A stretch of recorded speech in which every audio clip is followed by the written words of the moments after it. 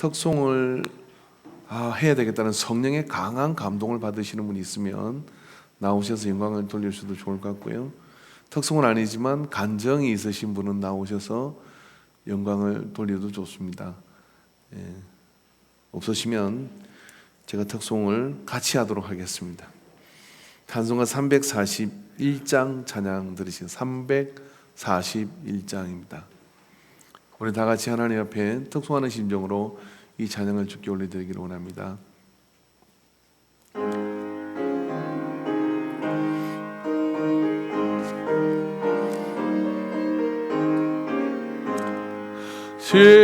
십자가를 내 가지고 주를 따라갑니다. 이제부터 예수로만 나의 몸에 삼겠네. 세상에서 무기영아 모두 내버리고 주의 평안 내가 받고 영생 복을 받겠네. 주도 곤욕 당했으니 나도 곤욕 당하리. 세상 사람 간사하나 예수 진실하도다. 예수 나를 사랑하사 빛난 얼굴 보이며 원수들이 외워해도 염려할 것 없겠네. 내가 핍박 당할 때에 주의 품에 안기고 세상 고초 당할수록 많은 위로 받겠네. 주가 주신 기쁨에 기뻐할 것 뭐냐. 주가 나를 사랑하니 기뻐할 것뿐일세. 아멘. 할렐루야. 주님이 우리를 사랑하시기 때문에 담대하게 우리가 믿음을 가지고 나아가야 될 줄로 믿습니다. 오늘 아침에 제가 주보를 봉사하면서 몇 장을 해야 되느냐 이게 항상 궁금하죠. 그래서 70장을 했는데 아까 전에 예배 전에 주보가 부족하다고 얘기를 하더라고요. 아싸 그랬구나. 그러고 아마 더 복사해서 올라온 것 같은데요. 아래 2층으로 이렇게 다 같이 이렇게 앉아 좀 이렇게 많이 앉은 것 같지 않지만 2층까지 이렇게 앉으셔서 꽤 많은 분들이 이렇게 함께 자리를 했습니다. 다음 주에는 더 많은 분들이 함께해서 예배의 승리 자리로 나가게 되기를 바랍니다.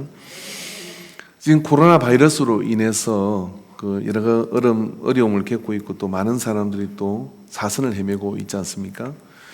그런데 항상 사물은 어떤 표면에 나타나는 어떤 그런 사건이 있는가 하면은 그것으로 인해서 되어지는 이면의 어떤 상황이 있는 것이죠. 그런데 어제 뉴스인가요? 그 뉴스에 보니까 외신 저널에서 이런 통계를 냈더라고요. 코로나 바이러스가 지구촌을 위협하고 있고 그래서 사람들이 사회적 거리를 두기를 하고 그리고 미국이라든지 여러 나라들에서 동행을 좀 제한하고 집에 있게 했더니 그걸로 인해서 대기가 굉장히 깨끗해졌다 그래요. 그래서 그걸 가지고 수치를 가지고 조사를 해보니까 코로나 바이러스로 죽는 사람보다도 우리가 사회적 거리를 두고 그리고 또 경제적인 어떤 그런 활동을 좀 멈추는 것으로 인해서 죽어야 될 사람을 살리는 숫자가 훨씬 많다고 하는 거예요. 그러니까 이게 참 아이러니한 것이죠. 우리가 코로나 바이러스 때문에 사람들이 죽는다고 두려워하고 있지만 실상 그보다 많은 사람이 우리가 하는 그런 정상적인이라고 할 수 있는 그런 어떤 경제활동과 이런 공장이나 이런 것들을 통해서 더 많은 사람들이 계속 죽어가고 있었는데 코로나 바이러스 오고 난 다음에 그걸 못하니까 이 사람들은 안 죽고 다른 사람들이 또 죽었는데 그 숫자가 이쪽이 더 적고 이쪽이 더 많다는 거예요. 사는 사람이 더 많다는 거예요. 그러니까 다 사람이 문제예요. 그죠? 이참에 우리 좀 더 돈 좀 많이 쓰지 말고 어디 여행도 많이 다니지 말고 그냥 예배 드리고 교회 생활하고 집에 있다가 오고 예배 드리고 교회 생활하고 예배 드리고 교회 생활하고 돈 있으면 헌금하고 그리고 좋은 일에 보내고 뭐 그렇게 사는 것이 세상을 깨끗하게 하는 거다 이런 생각이 들어요. 그것처럼 말입니다. 이게 세상은 똑 한 면으로 이렇게 평가되질 않습니다. 모든 상황이 다 그렇습니다. 좋은 것이 있으면 나쁜 것이 있고 여러 가지 양면이 이렇게 있는 것이죠. 그것처럼 어떤 부모님 엄마가 늘 울고 있는 거예요. 왜냐하면 아들 둘이가 있는데 하나는 지심 장사를 하고 집신 장사를 하고 하나는 남학신 장사를 했다는 거예요. 그죠? 그래서 맨날 이렇게 울고 있는데 그 나그네가 지나 왜 이렇게 울냐 그랬겠는 날이 좋으면은 남학신이 안 팔리고 날이 비가 오면은 집신이 안 팔려 운다는 거예요. 그래서 이 나그네가 이렇게 얘기를 해줬습니다. 그러지 말고 날이 좋으면 집신이 팔려 좋고 비가 오면 남학신이 팔려서 좋다. 그렇게 해보라 했더니 그럴 수가 있네요. 그러고 웃고 살았다 그래요. 우리들은 웃고 살시기를 주의로 축원합니다. 할렐루야. 이렇게 마스크를 쓰고 있어도요, 웃는 모습은 눈가루부터 시작되거든요. 다 알아요. 그리고 예배 시간에 또 이게 마스크 안에 입술이 약간 비웃음을 끼고 있어도 그건 뭐 모르겠습니다만 아무튼 웃는 거는 보이는 것 같습니다. 저희는 지난주에 이제 부활주일을 지내고 난 다음에 이 부활주일이 지나고 난 뒤에는 부활주일이 지난 다음에는 50일이 오순절 성령 강림주일이에요. 저는 개인적으로 부활주일이 이 세상 속에 하나님이 죽음의 공포로부터 우리를 몰아내는 그런 부활의 실제적 사건을 통하여 초대교회나 지금도 마찬가지입니다만은 복음을 전하는 내용이 되었다 그러면 그 복음을 누가 전달할 것이냐 하는 것에 대해서는 정인된 사람들이잖아요. 그 정인된 사람들 누구냐면 부활의 사실을 목격한 제자들과 그 사람들이 오순절날 예루살렘에 머물러 있어서 그곳에서 마가의 다락방에서 성령을 받은 사람들이 예수님이 죽었다가 부활하셨고 그 부활하신 주님께서 주신 말씀과 복음을 들고 이 천국 복음을 들고 땅끝까지 두려울 것 없이 나아간 그런 역사라고 믿습니다. 그래서 여러분 오순절을 중심으로 해서 사도행전 역사가 시작되는 거거든요. 저는 우리 인간교회가 부활의 실제적 그런 체험과 그런 것을 믿는 그 믿음 위에서 사도행전의 29장을 우리 인간교회 안에서 다시 쓰여지기를 원합니다. 그렇게 다시 쓰여지기 위해서는 뭐냐면 우리가 성령을 알아야 하고 그리고 또 성령을 체험해야 되는데 그 시즌이 언제냐? 오순절 성령 강림주일이에요. 이 오순절 성령 강림주일을 위해서 여러분이 지금부터 매일매일 여러분이 성령님을 사모하고 그리고 성령님에 대해서 알기를 원하고 그리고 성령님에 대해서 기대하는 마음을 우리 안에 끌어올려야 돼요. 기대가 없으면 기적도 나타나지 않아요. 그러나 기대가 있으면 어떻게 되느냐면 하나님은 그 기대를 채워주시는 역사를 만들어 주십니다.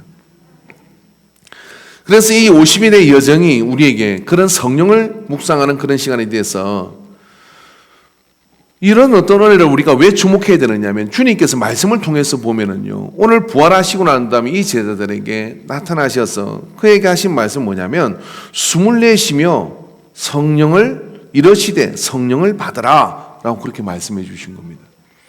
숨을 내쉬며 성령을 받으라 그렇게 말씀하여 주시는 그 예수님은 마치 다른 말씀을 통해서도 보면 이것을 위해서 그렇게 나아오시고 또 심지어는 내가 가는 것이 너희들에게 유익이다. 내가 가야 성령님이 오신다. 그 성령님이 오시는 것이 내가 너희들하고 함께하는 것보다 훨씬 더 유익이다라고 말씀해 주셔요. 이쯤 되면 우리는 그 성령님을 통해서 우리한테 뭘 주시려고 하는지 기대가 정폭되어져야 됩니다. 이쯤 되면은 마치 예수님의 삶 자체가 3년의 그 삶 자체와 오심 그것이 그리고 심지어는 십자가에서 못 박혀 죽으시는 그 모든 역사들 그 역사를 이루시고 난 다음에 내가 너에게 성령을 받아라라고 말씀하시는 그 말씀을 통하여 우리에게 이끌고 가시고자 하는 방향이 이 앞에 나타나게 되는 것이죠. 도대체 여러분, 성령을 받는다는 것이, 성령을 받는 것이 만능입니까? 성령 받으면 모든 것이 다 되어지는 건가요? 또 우리가 또 그런 생각을 할 수 있어요. 교회에서 말입니다. 다른 거는 다 이해가 돼요. 성경을 읽는 것도 이해가 되고, 노래하는 것도, 음악하는 거는 이해가 되고, 그 다음에 그냥 성령을 받아라 라고 얘기하니까, 이렇게 보니까 성령을 교회 안에 받았다는 사람도 좀 지나보다 보니까 뭐 별 차이가 없는 것 같고, 그것도 도대체 성령을 어떻게 받느냐고, 어디서 받느냐고 물어봐도 딱 부러지게 누가 대답을 하지 않고, 그리고 또 가르쳐 주는데 그대로 해봐도 잘 되지도 않고, 그렇기 때문에 어렵다는 생각을 하게 되죠. 그래서 포기하고 신앙생활을 해도 괜찮지 않는가 하고, 뭐 때가 되면 내가 성령을 받겠지라고 생각하고 그렇게 신앙생활을 이렇게 합니다. 근데 말입니다, 예수님은 말입니다, 마치 성령을 받지 않으면 절대로 안 된다라고 할 정도로 예루살렘에 머물러 있으라 라고 이렇게 말씀을 해 주신 거라고 하는 거예요. 그리고 오늘 본문에서 우리가 좀 주의 깊게 보면은, 숨을 내쉬며 성령을 이르시되 성령을 받으라 하시고 난 다음에 너희가 누구의 죄든지 사하면 사하여질 것이고 누구의 죄든지 그대로 두면 그대로 있으리라 하시니라 라고 권위의 문제와, 그리고 이 세상에 운영을 하고 계시는, 경영을 하고 계시는 하나님의 원리를 이 속에 말씀해 주고 있습니다. 이게 순서가 이런 것이죠. 예수님이 부활하신 것을 통해서 육으로 사는 우리가 이 육신으로 사는 끝나는 게 아니라 우리에게는 부활이 시작이고 새로운 출발이고 우리에게는 영원한 삶이 있다는 것을 예수님이 보여주신 거예요. 그리고 예수님께서 부활 저편으로 건너가셔서 이렇게 얘기합니다. 이리로 와라고 이야기하는데, 그 가는 문이 뭐라고 이야기하느냐면 숨을 내쉬며 성령을 받아라 라고 말씀하셨어요. 그리고 그 성령을 받는 자에게 어떤 일이 일어난다고 이야기하느냐면, 너희가 누구의 죄, 누굽니까? 제자들이 성령을 받고 난 다음에 누구의 죄든지 사하면 사하여질 것이고 누구의 죄든지 그대로 두면 그대로 있으리라 하는, 하늘과 땅에 이 권세를 가지신 예수님께서 우리에게 이 땅에 우리에게 하나님이 경영하는 한 원리를 우리에게 설명해 주고 있는 거예요. 여러분, 인생의 세상의 모든 뒤틀림과 꼬임과 이 모든 질병은 따지고 들어가면 어디에 한 단어로 주목하게 되느냐면 죄에 주목되게 됩니다. 죄로 인하여 우리 인생의 모든 불행과 문제가 생기기 시작한 것이죠. 그 죄를 대신 우리에게 죄를 해결하시기 위해서 대속의 제물이 되셔서 죽으신 분이 예수님이셔요. 근데 예수님께서 이렇게 말씀하십니다. 내가 부활한 걸 믿고 나를 믿는 자는 죽어도 살겠고 살아서 날 믿는 자는 영원히 죽지 아니하리라는 말씀을 주시고 난 다음에 그 죄가 인하여 이 표면적 세상에서 되어지는 문제들, 그 문제를 해결하는 눈에 보이는 표면, 그 이면에 있는 상황, 되어지는 어떤 그런 원리들, 이런 것들을 하나 단적으로 보여주신 게 뭐냐면, 너희가 성령을 받고 난 다음에, 그리고 이 세상의 표면을 볼 때 그 표면에서 되어지는 일이 죄의 문제, 가장 대표적인 문제가 죄의 문제인데, 그 죄의 문제가 바로 그 이면에서 있는 성령을 받은 자의 그런 어떤 원리를 통하여 이 표면이 바뀌어질 것이다라고 말씀하시는 거예요. 이 청 이해되십니까? 이 청은 아직 이해 못하겠는데 다시 하도록 하겠습니다. 그게 바뀌어질 거라고 말씀해 주고 계신다는 거예요. 자, 그래서 말입니다. 성령의 역사는 이면의 영적 세계에 입문하는 문인 겁니다. 여러분, 우리가 인류의 역사를 가만히 살펴보면요, 지금의 상황도 역시 마찬가지, 앞으로도 마찬가지입니다. 뭐 이런 이야기를 할 수 있고 저렇게 될 것이라고 예견할 수 있고, 저도 뭐 그런 이야기를 하고 이러지만, 항상 인류가 예견하지 못한 돌발 변수는 항상 생겼어요. 그 돌발 변수를 누가 무슨 원리로 이렇게 일으키는 것인가, 그걸 예견해 보려고 많은 사람들이 노력을 했죠. 여러분은 별로 관심이 없지만 좀 똑똑한 사람이 하나 있었어요. 저 인도에 살던 석가모니라는 사람이 있었습니다. 이 석가모니라는 사람은 여러분 왕자로 태어나가지고 어느 날 궁에 이렇게 앉았는데, 뭐 석가모니가 태어나자마자 서가지고 천상천하 유아독존에 얘기했던 건 다 신화예요. 그건 지어낸 얘기입니다. 그리고 뭐 양발에 코끼리를 끼고 철봉을 했다. 뭐 그것도 다 이렇게 지어낸 이야기입니다. 근데 적어도 한 가지 근거 있는 이야기는 뭐냐면 왕자로 태어나서 궁의 동서남북의 문을 보면서 이런 생각을 한 겁니다. 보니까 애가 태어났다고 좋아하는 행렬이 지나가는 거예요. 나고. 근데 어떤 사람은 나이가 들어 지팡이를 쥐고 지나가요. 늙고. 또 이쪽을 보니까 병들고. 그리고 이쪽에 보니까 죽어요. 궁금증이 생긴 겁니다. 왜 사람은 나고 늙고 병들어 죽을까?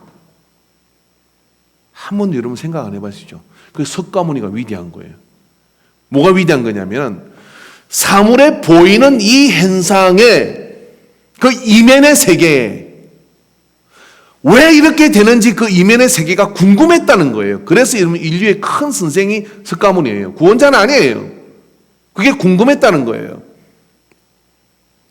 저도 석가모니에서 반년을 배웠거든요. 신학대학에서요. 그게 궁금한 거예요. 석가세존이 사랑하는 제자가 죽어가고 있었어요. 석가세존이 가서 성문답 같은 건데 갔습니다. 그러면 애석하다 어떡하냐 이래야 되는데 가서 이렇게 물었습니다. 네가 도를 깨달았느냐? 그랬더니 아직 못 깨달았으니 도도 못 깨달았는데 왜 죽냐? 그러고 돌아서 왔다는 거 아니에요. 네가 사물의 이면의 세계를 모르는데 어떻게 이 땅을 끝내? 라고 이렇게 얘기했다는 거예요. 나도 그게 몰라서 보리스 넘으면서 맨날 이렇게 고민하고 있는데 그 이면의 세계가 어디입니까? 여러분 우리는 이 땅에 두 발을 디디고 살아가고 있지만 인생을 그렇게 몇십 년을 살았지만 이렇게 저렇게 개똥차약 같은 이야기를 많이 할 수 있지만 그게 다 맞았습니까? 아무도 어떤 책도 이 인생의 이유와 이런 것들을 명확하게 설명한 책이 없어요. 유일한 게 성경이죠. 그 이면의 세계에 대해서 우리는 추종할 뿐이지 아무도 말을 못했어요. 근데 예수님의 출발은 다릅니다. 내가 곧 길이요 진리요 생명이다라고 말씀하셔요. 내가 곧 길이요 진리요 생명이라고 말씀하시고 나를 따르라고 말씀하시고 내가 너를 위해 처소를 예배하라고 한다고 말씀하시고 오늘 뭐라고 그러냐면 이 성경의 다른 부분에서는 말입니다. 내가 가는 것이 너희들에게 유익이다라고 말씀하셔요. 근데 그분이 이렇게 말씀하셔요. 숨을 내쉬며 성령을 받아라. 왜요? 내가 가고 난 뒤에 성령을 받아야 너희가 표면에 보이는 세상 사람과 똑같은 눈에 보이는 그 기준으로 살지 않고 눈에 보이는 그 기준으로 사는 인생이 어디 성공한 인생이 어디 있습니까? 없어요. 성공의 기준이 각각 다를 뿐이죠. 정말 행복했을까? 정말 사랑했을까? 좀 더 잘 살고 좀 더 불행하고 그런 차이가 있을 뿐이지 그걸 인생의 성공이라고는 말할 수는 없어요. 근데 주님께서는 우리에게 너희가 성령을 받아라 라고 말씀하시고 그 이면의 세계로 우리를 이끌어가는 거예요. 여러분 신앙이 뭐냐면요. 우리가 하나님을 만나고 주님을 통해서 우리가 어디로 가야 되느냐면 이 땅에서 잘 먹고 잘 사는 것은요. 주님은 별 관심이 없으셔요. 우리는 뭐냐면 저 사물의 이면의 세계를 원리로 네가 이 땅을 살았어. 저 세계로 갈 때에 그곳에서 잘 살기를 원한다. 이게 예수님이 우리한테 가르쳐 주시려고 하는 거예요. 이성은 여전히 아멘 안 하죠. 제가 다 보고 있습니다. 할렐루야. 잘 살기를 원하는 겁니다. 어디서? 저 영원한 나라에서 잘 살기를. 그래서 예수 믿는 사람은 말입니다. 하늘의 시민권과 이 땅의 시민권은 두 가지를 가지고 있는 것이죠. 근데 그 두 시민권 중에 여러분 이 세상에 되어지는 일도 표면에 드러나는 일로 인하여 그 인과관계로 결정되는 게 아니라 그 밑에 있는 이면의 세계 거기에서 되어지는 원리에 의해서 표면의 세상도 되어지고 그렇게 만들어져 간다는 걸 믿는 사람이 그리스도인이에요. 그러면 그 과정 속으로 우리가 그 원리 속으로 들어가려고 그러면 어떻게 되느냐면 반드시 성령을 받아야 됩니다. 성령을 받고 그리고 성령의 충만함을 얻어서 영적 세계에 점점 훈련이 되어져서 그런 가치로 살아갈 때 다른 선택을 하는 그리스도인이 될 수 있습니다. 그런 가치가 온전히 세워져서 살아갈 때 남다른 선택을 하며 버릴 것을 버리고 취할 것을 취하는 그런 선택을 해요. 그래서 이런 그 모습이 표면의 세상에 사는 기준으로 생각을 해보면 바보짓이고, 표면의 세상의 원리로만 뭔가를 이해하려고 하는 사람한테는 절대로 이해되지 않는 행동들을 하는 거예요. 그래서 성령의 사람은 바람의 임의로 불며 어디서 와서 어디로 간지 알지 못하느니라. 우리가 예배 생활하고 신앙 생활하는데 저 사람 참 이상하게 행동하는 것 같아. 바로 그 사람이 여러분 성령 받은 사람이에요. 이 잘 이해가 되지 않는 행동들을 하는 것이죠. 왜요? 왜냐하면은 표면에 나타나는 것으로 하는 것이 아니라 이면의 세계에 하나님의 인도하심 속에 되어져 있기 때문에. 그럼 그 이면의 세계에 눈을 열려 그러면 어떻게 되느냐면 성령 받아야 돼요. 목회를 해도요, 솔직한 이야기지만은 성령 안 받고 목회 할 수 있습니다. 여러 가지 행사도 하고 뭐 세상의 어떤 그런 경영의 마인드를 적용하면 되고요, 광고 홍가 이런 거 만들면 되고 할 수 있거든요. 근데 여러분, 그걸로 사람이 변화됩니까? 모을 수는 있지만 변화되는 건 아니에요. 그렇기 때문에 여러분, 저는 우리 교회가 적어도 70% 이상, 우리 교회는 1년만 지나도 모두가 성령을 받아서, 할렐루야, 그런 공동체가 되기를 사모합니다. 그래서 성령을 받아서 그런 공동체가 될 때 어떻게 되느냐면 가치의 기준이 바뀌고, 그리고 이면의 세계의 어떤 그런 하나님의 말씀과 하나님의 원리를 따라 표면적 세상을 살아가는 행렬, 이게 성도예요. 여러분, 거룩하게 구별된 사람들, 세상 사람과 똑같은 것을 추구하고 똑같은 논리로 살고 똑같은 그런 모습으로 살면 이게 무슨 성도예요? 세상 사람도 이렇게 말을 합니다. 야, 네가 그러고도 교회 다녀? 나하고 똑같잖아 라고 얘기하잖아요. 왜 그렇게 됐어요? 이면의 세계를 알 수가 없으니까. 그 이면의 세계 성령의 인도하심을 그걸 느끼지 못하니까 그냥 성경은 책이고 예배는 모이서 하는 공연이고, 그냥 내 사회적 관계를 만들기 위해서 나오는 관계의 어떤 전목이, 이게 교회입니까? 성령을 받으면 달라져요. 이건 그 무엇과도 비교할 수 없는 시간이고, 내가 목소리를 내어 주 앞에 찬양을 할 때 그 찬양은 하나님이 들으시는 내 마음의 고백이고 달라지는 겁니다. 성령을 받아야 달라지니까 예수님께서요, 숨을 내쉬며 성령을 받으라고 말씀하세요. 여러분, 숨을 내쉬다는 이 퓨뉴마라는 이 말은 숨, 호흡, 바람 이런 뜻입니다. 가만히 여러분 우리의 기억을 되짚어 보면요, 하나님께서 이 세상을 만드시고 난 다음에 이 표면적 세상을 만드시잖아요. 그런데 뭘로 만들어요? 표면적 세상이 있고 하나님이 해석을 붙인 겁니까? 아니요, 말씀이 있고 그 말씀을 따라 표면적 세상이 만들어졌어요. 이면적 세상에 하나님의 말씀의 실체가 있는 겁니다.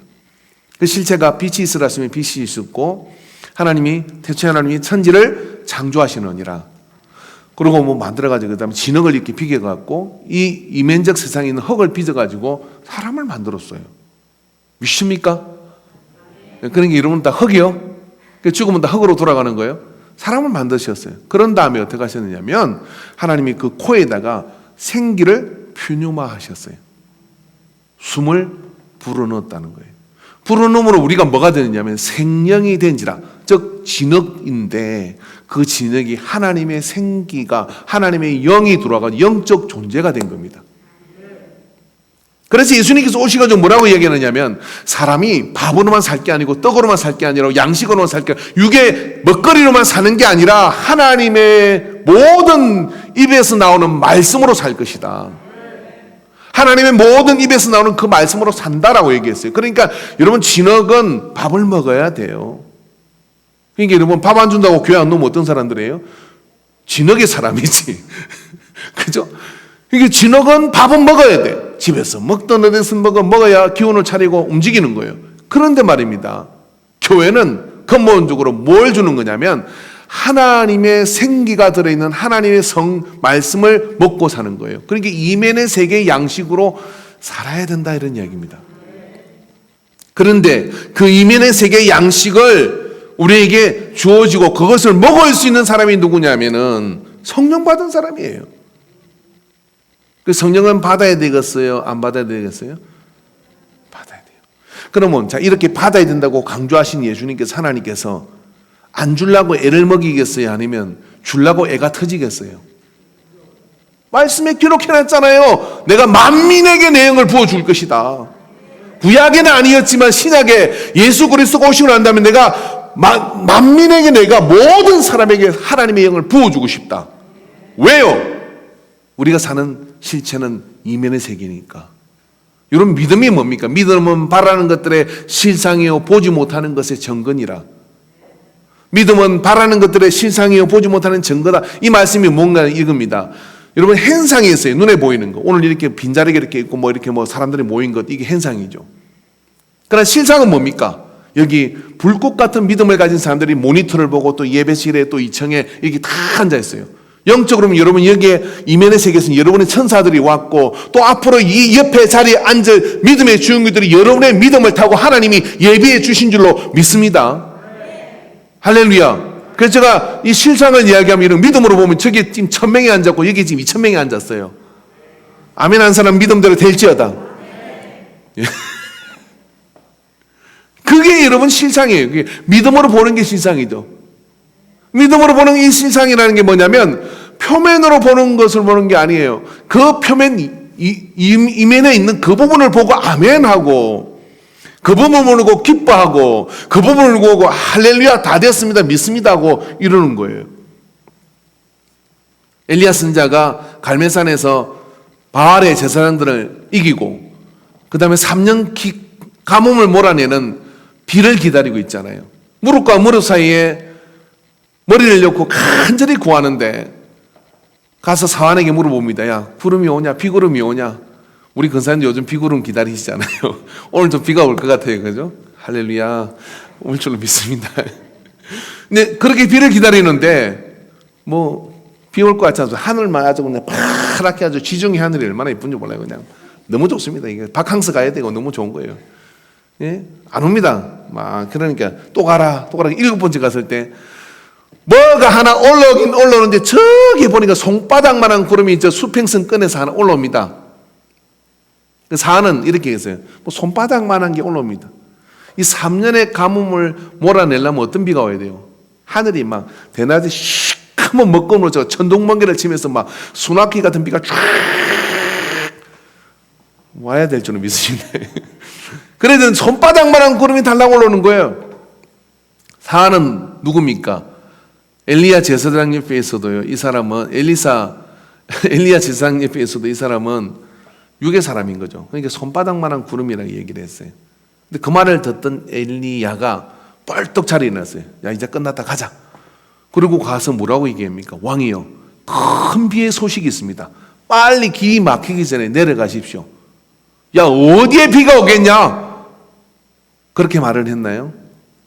선지자의 말을 듣고 내려가죠. 왜? 바알의 선지자를 다 죽이는 걸 그때 봤거든요. 그래서 어떻게 되냐면, 믿음으로 보는 실상을 따라 내려가고 그 뒤에 큰 비가 와 3년 가뭄을 씻어낸 줄로 믿습니다. 여러분, 예수 믿는 사람들이 어떤 사람들이냐면, 눈에 보이는 현상으로 표면적인 그런 것으로 쫄고 그런 것으로 결정을 하는 사람은 예수 믿는 사람 아니에요. 예수 믿는 사람은 눈에 보이는 것을 보는 것이 아니라 눈에 보이지 않는 그 이면의 세계를 성령의 감동으로 보고, 그리고 거기에 원리를 따라 내 삶의 족적을 남기고 옮기고 나아갈 때, 남들은 한치도 못 내다보던 그것을 10년, 20년을 내다보고 하나님의 역사를 이어갈 수 있는 것이죠.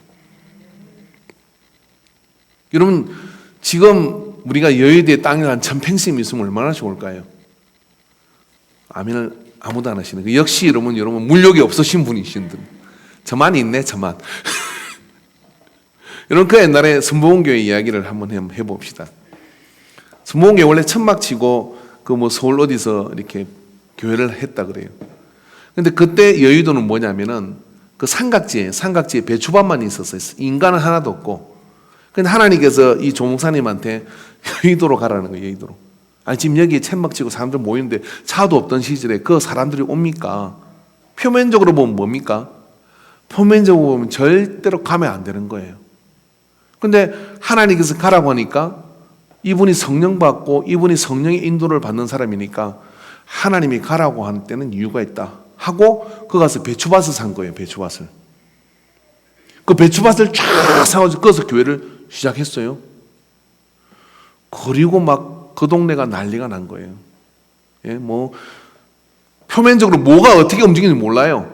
뭐 그 땅 서울의 도시 계획이 어떻게 바뀌었는지 모르고 군사정권이 어떻게 뭘 했는지는 아무것도 몰라. 그런 게 접근할 수도 없잖아요. 그런 정보가 뭐 조목사님한테 있었겠어요? 근데 하나님께서 그 배추밭으로 가라고 말씀하시고 그리고 여의도로 간 거예요. 1번 여러분 같으면 가겠다 안 가겠다?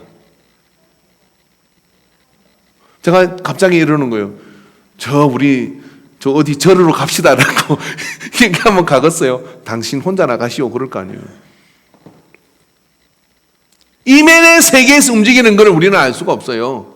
근데 성령을 통하여 감동을 주시면 사업하는 분은 지금 졸다가도 깨야 돼요. 성령을 통하여 감동을 주시면 할렐루야! 그 뒤에 가서 깨워요. 저기. 성령을 통하여 감동을 주시면은 그걸 기도할 이유가 그 있는 거고 그게 하나님께 매달릴 이유가 그 있는 거예요. 그래서 그것으로부터 받는 걸 얻어가지고 나아가는 사람은 절대로 망할 수가 없어. 위기가 기회가 되는 이유가 거기 있는 겁니다. 근데 그걸 모르면 맨날 헛다리를 짚는 거죠. 여러분 이 성경의 66권의 말씀은 단언컨대 이 말씀은요. 이 세상을 살아가는 데 있어서 도움되는 말씀은 제가 볼 때는 잠언밖에 없어요. 보증 서지 말라 이런 것도 있고요. 이 안에 너한테 미련한 자한테는 충고도 하지 마라. 현실적으로 팍팍 와닿는 이야기. 이게 잠언의 은혜 받는 분은 어떤 분이냐면 아주 현실적으로 이렇게 표면에 관심이 많은 사람이에요. 근데 그의 다른 말씀은 이 66권의 책인데 그 중에 대다수 전부의 말씀은 말입니다. 그 이면의 세계에 대한 설명서입니다.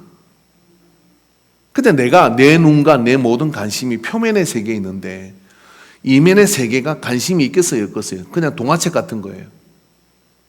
근데 여러분의 세계관을 확 뒤집어가지고 어느 날 성령을 받아서 눈에 보이는 세상의 원리로 다 움직이는 게 아니라 이 판을 움직이는 그 이면의 세계에서 하나님이 역사하고 하나님이 모든 걸 주관하시는데 그 하나님께서 이 말씀을 통하여 그 원리를 말씀해 주셨어. 그 내용이 여기 있어라면 이거를 여러분 어떻게 하겠어요? 삶아 먹죠. 달달달달 먹겠죠. 근데 여러분 먹는데 그냥 먹는 게 아니라 성령의 인도를 받아야 이 말씀이 고스란히 내 삶 속에 모든 설명이 되어지는 겁니다. 모든 해명이 되어지는 거예요. 할렐루야. 그래서 여러분 말씀을 보면요. 로마서 8장 24절에서 28절의 말씀을 보면 우리가 소망으로 구원을 얻으며 보이는 소망이 소망이 아니니 보는 것을 누가 바라리요. 바울이 이야기하는데 보는 소망을 누가 바라겠냐. 인생의 하수들과 인생에 맨날 뒷북을 치는 사람들과 인생에 맨날 그냥 이상한데 자꾸만 그렇게 어려움을 겪는 사람들의 특징이 뭐냐면은 보이는 소망을 따라가요. 하다못해 이런 부동산 투자도 그렇고 하다못해 주식도 그렇고요. 눈에 보이 누가 죽고 올라간다고 사면 망해요. 안 그래요, 여러분? 우리 중에 뭔가를 알아야 되는 거잖아요. 보이는 소망을 따라간 사람은 맨날 뒷북을 쳐요. 그런 걸 누가 바라겠느냐? 보이는 것을 누가 바라리요? 만일 우리가 보지 못하는 것을 바라면 참으로 기다릴지니라. 우리가 바라야 될 것은 보지 못하는 거다는 거죠. 이와 같이 성령도 우리의 연약함을 도우시나니 우리는 마땅히 기도할 바를 알지 못하나 오직 성령의 말할 수 없는 탄식으로 우리를 위하여 친히 간구하시느니라.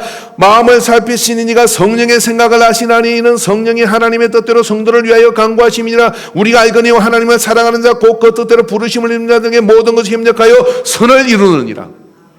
이 땅을 살아가는데 믿는 자에게는 이래도 저래도 뭔가 이게 맞아떨어져요.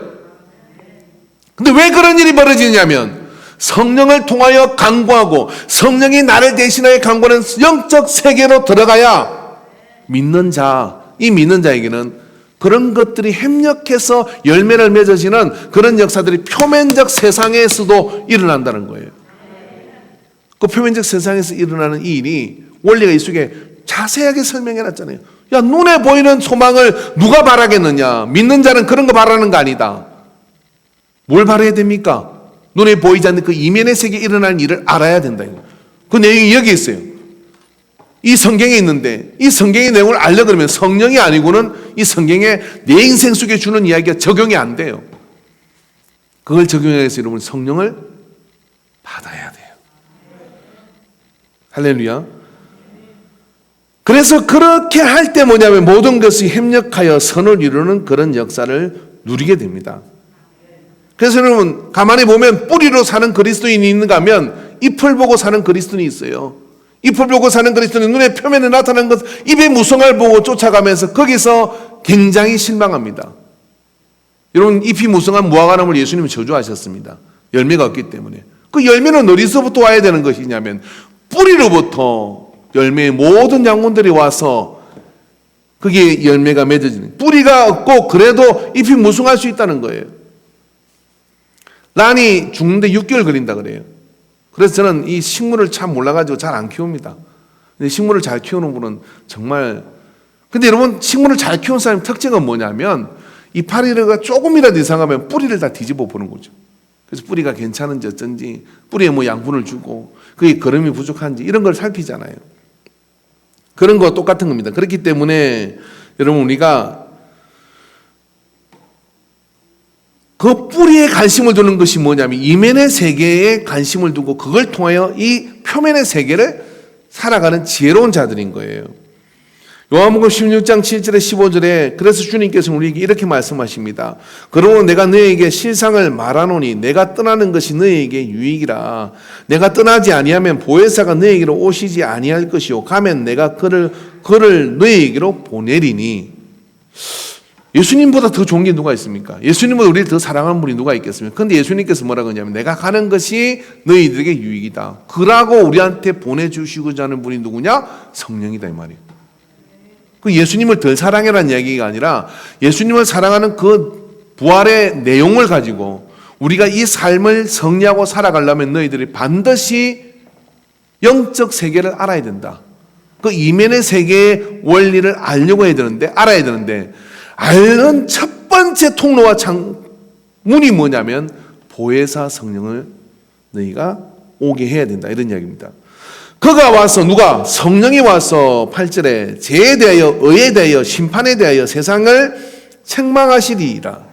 죄에 대하여라 하면 그들이 나를 믿지 아니하며 의에 대하여라 하면 내가 아버지께로 가니 너희가 다시 나를 보지 못함이니라. 심판에 대하여라 하면 이 세상의 임금이 심판을 받음이니라. 내가 아직도 너희에게 이를 것이 많으나 지금은 너희가 감당하지 못하리라. 왜요? 성령을 받지 못했기 때문에 감당하지 못한다. 그러나 진리의 성령이 오시면 그가 너희를 모든 진리 가운데로 인도하시리니 그가 스스로 말하지 않고 오직 들은 것을 말하며 장래의 일을 너희에게 일러시리라. 미래를 알게 해주신다 이런 이야기예요. 그가 내 영광을 나타내리니 내 것을 가지고 너에게 알리겠음이니라. 내 것 뭡니까? 예수님의 것을 가지고 알린다. 예수님이 주신 복음과 십자가의 사건을 통해 우리에게 하신 말씀을 우리에게 알려주는. 무릇 아버지께 있는 것은 다 내 것이라. 그러므로 내가 말하기를 그가 내 것을 가지고 너에게 알리시리라 하였느니라. 좀 머리 좀 써보세요. 주님께서 내가 가야 너희들은 유익인데 그 성령이 오면 내가 너희들한테 말한 말이 지금은 이해가 안 되겠지만은 그분이 오면은 그걸 다 이해하게 만들어 주실 거고 그걸 통해서 너희들에게 어떤 세계를 가르쳐 준다는 거예요. 그 성령께서 이면의 세계를 가르쳐 주는 것이죠. 예수를 10년 믿고 20년 믿고 30년 믿어요. 세월이 가고 기회도 가고 나이도 가고 어느 날 우리는 언뜻 주님께로 갈 겁니다. 그런데 여러분 이 땅에 주어진 시간을 믿는 자에게 모든 것이 협력해서 선을 이루는 역사를 이루고 살아야 되는데 그걸 이루기 위해서는 여러분 건번 오순절을 절대로 그냥 보내지 마시고 할렐루야 오순절 감상금 이런 거 올리지 마세요. 오순절인 게 무슨 헌금을 해야 돼 이게 말고 여러분 이 남은 기간 동안에 여러분 매일매일 성령님 안녕하세요 그렇게 시작하면서 나도 예수 믿는데 성령 충만함을 받았어. 그리고 솔직히 내가 아직 성령을 받지 못했으면은 몇몇 사람한테 부탁하세요. 내가 성령 받기를 사모하니 나를 위해 기도해달라. 그분이 놀라워서 감격해서 눈물을 흘릴 거예요. 어떻게 성령을 사모하냐? 그 정도로 내가 속되게 살았다 이런 이야기예요. 시험 들 거 없어요. 근데 성령을 받아야 어떻게 되느냐면 예수 믿어 누리는 능력과 예수 믿어서 얻을 수 있는 그 하나님의 역사를 누리며 살아갈 수가 있는 겁니다. 여러분, 우리가 성령을 받고 이 사물의 이면의 세계를 다시 말씀을 드립니다. 이 세상에 되어지는 어떤 논리나 원칙 여러 가지 많은 해석들 하지만 공식대로 되는 일 아무것도 없어요. 왜 아무것도 없을까요? 표면적으로 일어나는 것에는 답 자체가 없으니까 그래요. 그러나 말씀으로 돌아가서 이 이면의 세계, 하나님이 이 모든 역사를 주관하시는데 그 역사를 주관하시는 하나님이 누구한테 설명을 하느냐면 성령 충만한 사람. 이 성경을 똑같이 보는데 어떤 사람은 글자요, 어떤 사람은 하나님의 음성이요. 왜 그런가요? 성령 받은 사람한테는 내 인생의 얘기 다 들어있네. 내 인생의 얘기 다 있네. 오늘 내가 되어질 일도 여기 들어있는 걸 알고 소름 끼치도록 놀라는 거예요. 그게 교회입니다, 여러분. 교회는 무슨 동호회도 아니고, 교회는 무슨 우리끼리 모여가지고 무슨 착한 이야기 하자고 착한 행동하자고 하는 거 아니에요. 부수적으로 하는 것이요, 그거는. 근데 말입니다, 이면의 세계의 원리로 이 세상을 하나님의 경영을 하시는데 그게 도구가 되는 것이 그리스도인이에요. 그 도구가 주인의 말을 듣지 않아요. 안테나 자체를 다 차단해 버렸어요. 그러면 어떻게 하나님이 쓰실 수가 있습니까? 못 쓰는 겁니다. 이번 오순절날 여러분 성령 받기를 사모하시기 바랍니다. 성령 받으신 분들은 내가 받은 성령의 통로가 얼마나 중요한지 그 가치를 회복하셔야 돼요. 그 가치를 회복하고 믿는 것처럼 믿다가 하는 나라 갑시다. 그래서 하나님이 일하시는 걸 느끼고 가는 거죠. 여러분, 우리가 성령을 받고 그분의 성령의 충만함에 있으면요, 하나님이 얼마나 주민하게 일하시는 걸 느껴져요. 그리고 느껴지면 주일에 올 때의 모습도 다릅니다. 각각 막가 이런 갈등 안 해요. 선택의 여지가 없어요. 그게 아니라 주님 앞에 가서 그 앞에 내가 예배 드리는 그 시간은 내가 성령과 교제하는 그 시간을 충만하게 서로 확인하고 채우는 시간이에요. 여러분, 그게 교회이고 그리스도인들 아닙니까? 우리 인간교회가 그런 곳이 되기를 주님으로 축원합니다. 할렐루야. 여러분, 그렇게 성령을 받고 그렇게 나가면 어떻게 되느냐면 삶이 이해되기 시작해요. 예수를 믿는데 내 삶은 도대체 이해가 안 된다, 이런 분들이 있을 수 있잖아요. 거기 어디 가서 알겠어요? 답답하니까 또 예수 믿는 사람이 체면에 점장이한테 가서 물어볼 수도 없고, 점장이가 가르쳐 주는 게 사실입니까? 뻥이죠, 다. 그럼 우리는 어디 가서 물어봐야 됩니까? 말씀을 붙드시기를 바랍니다. 그 말씀을 읽는데도 이해가 안 돼요. 더 이해가 안 돼, 더 헷갈려. 성령 받아야 돼요. 성령의 충만함을 받고 하나님의 영의 대임을 받아가 주님께서 내가 가야 그가 온다고 얘기하고, 그렇게 성령 받기 전에 아무 짓도 하지 말라고 했는데 그 성령을 받고 나는데 왜 그럼 도대체 뭐가 그러냐고. 성령 받으면 이게 이해가 돼요. 그럼 말씀을 손에서 뗄 수가 없고, 좀 게을러졌다가도 성령 받은 사람은 다시 그 자리에 돌아오고, 요즘 이제 대면 예배를 못 드리니까 이 성령 받은 분들은 막 진짜 괴로워요. 그러다가 극기야는 어떻게 되냐면 아이고 뭐 죽더라도 가겠습니다, 이런 사람들이 생겨요. 삶이 이해가 돼요. 다른 방법으로 살게 됩니다. 여러분, 우리가 그리스도인들이 다른 방법으로 사는 그런 모습이 있어야 되잖아요. 이런 성령의 9가지를 한번 이야기해보죠. 사랑과 일학과 합병과 오래 참음과 자비와 양성과 충성과 온유와 절제, 이 같은 것을 금지할 법이 없다. 세상의 기준으로 이런 것은 금지할 법이 없다는 거예요. 왜 그래요? 이런 것들은 여러분, 이런 것들은 표면적 세상에서도 존경하는 행동이 되는 거예요. 근데 이 사람들이 왜 그렇게 됐냐? 이면적 세상의 논리로 살다 보면 그런 인생의 열매들이 맺어진다는 거예요. 이게 전도 아닙니까? 그러니까 교회는 말입니다, 성령 충만해야 전도가 돼요. 성령 충만해서 이면적 세상의 논리로 살기 시작하면 예수 믿는 것들이 저래라고 하는 이야기를 안 들어요. 예수 믿으니까 다르다는 이야기를 듣게 되죠. 역시 다르구나. 처음에 저렇게 사랑이 많냐? 자, 지금부터 한번 제가 여러분 아멘 해보십시오. 어쩌면 그렇게 인간교회는 사랑이 많냐? 어쩌면 그렇게 희락이 많냐? 어쩌면 저렇게 온유하냐? 어쩌면 저렇게 잘 참냐? 어쩌면 저렇게 절제를 하냐? 그래, 그런 꼬리표를 막 우리 교인들이 전부 다 달고 막 세상을 돌아다녀요. 그럼 사람들 그거 붙들고 나도 갈래 하고 어디 간다? 같이 성령 받고 영성세계로 들어가야죠. 그렇게 될 때 기류가 바뀌는 것이고 하나님의 역사가 열려가는 것 아닙니까? 이번 주부터 성령 간인제까지 저는 계속 뭐 성령에 대한 이야기를, 다음 주는 뭐 성령님은 무슨 일을 하시나, 성령님은 어떻게 받느냐, 뭐 이런 이야기를 계속 해나갈 거예요. 근데 오늘은 뭐냐면 그 영적 세계로 들어가는 이것이 성령을 받는 보혜사를 통하여 들어가신다는 거예요. 매해마다 성령 강림주를 보내고 매해마다 부활절을 보내지만 나는 영의 사람이라는 사실을 잊어버리지 마시기 바랍니다. 흙에서는 결론이 없어요. 코에 생기를 부르는 존재이기 때문에 하나님의 영이 들어와야 우리가 진흙으로 사는 행위를 멈춰요. 그리고 어떻게 하느냐면 생명으로서 해야 될, 여러분 하나님께서 진흙에다 대놓고 생육하고 번성하고 땅을 다스리고 다스리라 하지 않았어요. 생명이 되게 하고 난 다음에 생육하고 번성하고 땅을 정복하고 다스리라고 하셨어요. 왜 그랬을까요? 그분의 영이 있어야 그분의 역사가 나타나게 되어 있는 거예요.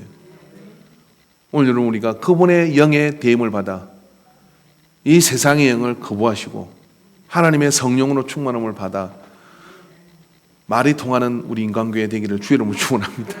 성령님께서 말씀하시면 이렇게 통하는 그런 교회. 그래서 우리 교회는 그렇게 비전을 이렇게 설정했는데 우리 교회는 70% 이상이 다 성령 받은 사람이다. 우리 교회는 6개월 지나면 뭐 그냥 성령을 받는다. 그리고 성령을 못 받으면 받을 때까지 기도한다. 우리는 그런 교회가 되어지기를 바랍니다. 그래서 차들이 지나갈 때, 야, 인간계 마당을 지날 때는 저기는 거룩한 곳이야. 거기는 성령 받은 사람이 그렇게 많대. 저 천안의 어떤 교회 이름을 지나갔는데 교회 이름이 성령이 역사하는 교회더라고요. 얼마나 성령을 받고 있으면 교회 이름을 성령이 역사하는 교회. 이 땅에 있는 모든 교회는 성령이 역사하는 교회가 되게 되고 성도는 그의 영으로부터 이면의 세계를 보고 그 원리로 표면의 세계를 살아갈 때 성도가 되는 겁니다. 산과 조금을 초월하는 그 위에서 주님의 은혜 가운데 승리하게 되기를 주 이름으로 축원합니다. 아울러 여러분 기업하는 분들에게 여러분 다시 한번 말씀드립니다. 아침에 가거든 하나님과 교신을 시작하십시오. 컴퓨터를 켜고 뭘 켜고 핸드폰을 켜고 뭐가 뭐 날라오나 이런 거 보기 전에 다 그거 하기 전에 15분 안테나를 딱 세우고 주여 내게 약속하신 성령으로 공감이다 그러고 랄랄라 이렇게 방언으로 기도하시고 그 다음에 주님 앞에 기도가 난 다음에 말씀을 붙들고 오늘 제가 뭘 해야 되겠습니까? 하고 이렇게 묻고 해보세요. 정말 15분만 1년만 내라면요 제가 개업 예배를 드리고 모든 예배를 이 얘기를 꼭 하거든요. 그대로 지키는 사람을 내가 아직 본 적이 없어요. 혹시 제가 모르고 있거든 저한테 얘기해서 저도 이거 계속 하다가 낙심될 것 같으니까 하고 있는 분 저한테 좀 이야기해 주십시오. 15분을 딱 그렇게 드려보십시오. 그럼 그 시간을 통해 하나님께서요 놀라운 아이디어들을 주고 하나님이 그 이면의 세계 원리를 이렇게 주십니다. 그렇기 때문에 그 기업은 위기가 없어요. 그 위기가 아니라 그 모든 위기가 기회로 다 바지는 역사가 나타납니다. 그래서 여러분 인간교회 안에서도 여러분 영적 기업이 생기기를 축원합니다. 하나님의 역사가 함께하는 그런 기업가들이 일어나게 되기를 바랍니다. 그래서 고용이 창출되기를 바랍니다. 할렐루야. 그런 역사를 이루기를 바랍니다. 얼마나 이런 영적 세계가 민감한지 몰라요. 어제 뭐 저희 그 사돈네가 와가지고 뭐 같이 이렇게 교제하고 얘기하는데 바깥 사도 이런 이야기를 하는 거예요. 교회를 떠문떠문하게 해요. 교회 다닐 때 시험 들어가지고 술도 좋아하고. 근데 어릴 때 배제 학당을 다녔어요. 이야기를 하면 이러더라고요. 제가 배제 고등학교 출신입니다. 이렇게 얘기를 하시더라고요. 근데 보십시오. 일을 하러 갔는데 기계를 만지기 싫은 거예요. 그래서 이상하다. 왜 기계가 만지기 싫은가? 그리고 기계를 다 지금 밑에, 기계 밑에 다 부적이 하나씩 붙었더래. 사장이 붙여놓은 거야. 그래서 다 뜯어버렸대. 그러고 이제 일을 한 거예요. 1년 지나니까 그 부적을 갈 때가 되니까 사장이 보고 부적이 어디 갔냐 그러더래. 그래서 내가 다 뜯었다겠대. 다 뜯었다 그랬대요. 아니, 고등학교 때 배지하고등학교 다녀가지고 그래도 은혜 받은 사람이 이 정도 영성은 되는데 매일 예배 드리고 막 이러면서도 부적을 붙여놔도 모르고 집에 염주가 있어도 모르고 관심이 없어요. 여러분, 이면의 세계가 얼마나 중요한지를 아셔야 돼요. 그래서 그 이면의 세계로 오늘의 모든 삶이 결정되는 걸 알면 이 시간을 놓치지 않습니다. 저는 우리는 인간교회가 그런 영적 공동체가 되기를 바랍니다. 은혜 가운데 서게 되기를 축원합니다. 기도하겠습니다.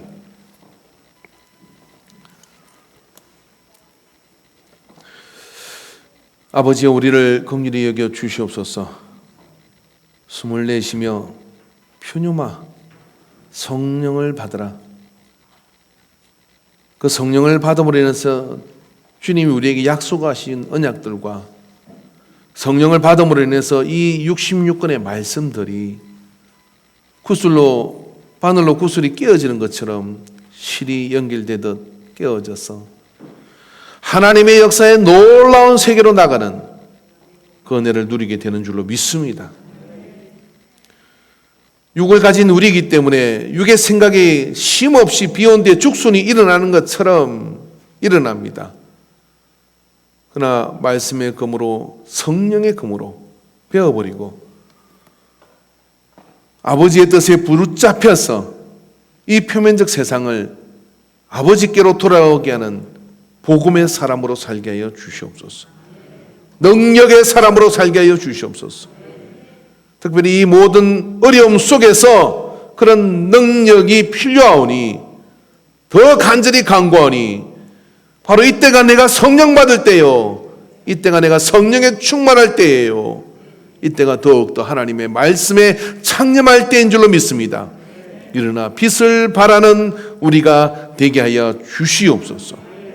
주께서 붙드시고 이끄심을 감사드립니다. 예수님의 이름으로 기도하옵나이다. 아멘.